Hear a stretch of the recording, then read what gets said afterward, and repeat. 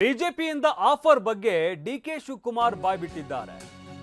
ನನಗೆ ದೆಹಲಿಯಿಂದ ಒಂದು ಫೋನ್ ಬಂತು, ಡಿಸಿಎಂ ಆಗ್ತೀರಾ ಅಥವಾ ಜೈಲಿಗೆ ಹೋಗ್ತೀರಾ ಅಂತ ಕೇಳಿದ್ರು. ಎರಡರಲ್ಲಿ ಒಂದು ಮಾತ್ರ ಆಯ್ಕೆ ಮಾಡಿ ಅಂತ ಹೇಳಿದ್ರು.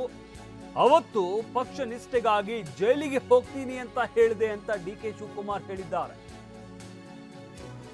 ಅವತ್ತೇ ಮನಸ್ಸು ಮಾಡಿದ್ರೆ ಡಿಸಿಎಂ ಆಗಬಹುದಾಗಿತ್ತು. ಬೆಂಗಳೂರಿನಲ್ಲಿ ಡಿಸಿಎಂ ಡಿಕೆ ಶಿವಕುಮಾರ್ ತಮಗೆ ಬಂದಂತಹ ಆಫರ್ ವಿಚಾರಕ್ಕೆ ಸಂಬಂಧಪಟ್ಟಂತೆ ಬಾಯ್ಬಿಟ್ಟಿದ್ದಾರೆ.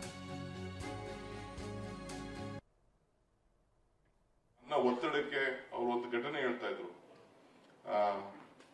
ಪಕ್ಷದ ಕೆಲವು ಶಾಸಕರು ಹೋದಾಗ ಬಾಂಬೆ ವಿಚಾರ ಬಂತಾ ಇದ್ರು. ಬಾಂಬೆಕಿನ್ನ ವಿಚಾರ ನಾನು ಕನಕಪುರದಲ್ಲಿದೆ, ಕೆಲವು ನಮ್ಮ ಸ್ನೇಹಿತರು ಇಲ್ಲಿದ್ದಾರೆ, ಅವ್ರು ಗೊತ್ತು. ಓಡಿ ಓಡಿ ಓಡಿ ಬಂದೆ. ಅಸೆಂಬ್ಲಿ ಇಲ್ಲಿ 10 ಜನ ಹೋಗಿ ಸ್ಪೀಕರ್ಗೆ ರೆಸಿಗ್ನೇಷನ್ ಕೊಡಕ್ ಹೋಗಿದ್ರು. ಓಡ್ ಬಂದೆ ನಾನು ಕನಕಪುರದಲ್ಲಿದ್ದಾಗ. ಬಂದು ಒಂದು 5-6 ಜನ ಶಾಸಕರನ್ನ ವಾಪಸ್ ಕರ್ಕೊಂಡು ಬಂದೆ ನನ್ನ ಕ್ವಾರ್ಟರ್ಸ್ಗೆ. ಕರ್ಕೊಂಡು ಬಂದಾಗ ನನಗೆ ದೆಹಲಿಯಿಂದ ಫೋನ್ ಬಂತು. ಬಿಜೆಪಿಯಿಂದ ಯಾರಿಂದ ಬಂತು ನಾ ಹೆಸರು ಹೇಳಕ್ ಬೇಡ. ಇಲ್ಲ, ನಾನು ಯಾರೊಬ್ಬ ಇನ್ಕಮ್ ಟ್ಯಾಕ್ಸ್ ಆಡಿಟರ್ ಕೈಲಿ ಫೋನ್ ಮಾಡಿ ಅವ್ರ ಫೋನಿಂದ ನನಗೆ ಮಾತಾಡ್ಸೋದು. ನನ್ನ ತಮ್ಮನೂ ನನ್ನ ಜೊತೆಯಲ್ಲಿದ್ದ.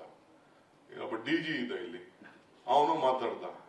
ಹೇಳ್ತಾ ಇದ್ದಾರೆ ಡೆಲ್ಲಿಯಿಂದ ಇನ್ನೊಂದು ಫೋನಲ್ಲಿದ್ದಾನೆ, ನೀವು ಡೆಪ್ಟಿ CM ಆಯ್ತೀರಾ ಇಲ್ಲ ಜೈಲಿಗೆ ಹೋಗ್ತೀರಾ, ಎರಡರಲ್ಲಿ ಒಂದು ಆಯ್ಕೆ ಮಾಡಬೇಕು, ಅವ್ರನ್ನ ವಾಪಸ್ ಕಳಿಸಿರೋ ಅಂತೇಳಿ.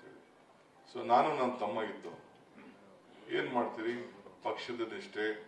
ಬಹಳ ಚಿಕ್ಕ ವಯಸ್ಸಿನಲ್ಲೇ ರಾಜೀವ್ ಗಾಂಧಿ ಅವರು ನನ್ನನ್ನ ಒಂದು ಅಸೆಂಬ್ಲಿ ಟಿಕೆಟ್ ಕೊಟ್ಟಿದ್ರು, ಮಂತ್ರಿ ಮಾಡಿದ್ರು, ಬಂಗಾರಪ್ಪ ನನಗೆ ಸಹಕಾರ ಮಾಡಿದ್ರು. ಇಲ್ಲಿವರೆಗೂ ಬೆಳ್ಕೊಂಡು ಬಂದಿದ್ದೀನಿ.